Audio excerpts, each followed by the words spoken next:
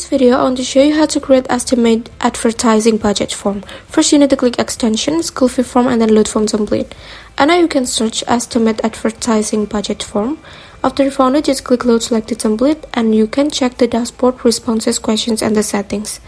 And now just refresh the page, and then click Click form, and then get link, and click continue here, and then go to your account.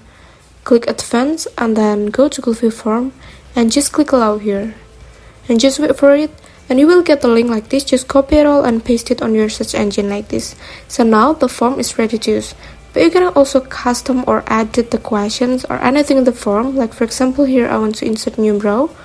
I use tags and copy the question tags, and don't forget to change it. For example, here I use name, and go to your form. It will show like this in the form. Or maybe you can change it into date like this, and change it into date, and now it will change like this in the form, so the audience can pick the date easily from the calendar. Or maybe you can delete the row if you don't use it anymore, so the row will disappear like this. And now go to settings to change the background color of your form.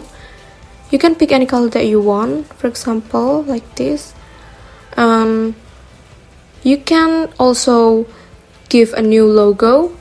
Just copy the link and add it to logo ID, and it will add the new logo.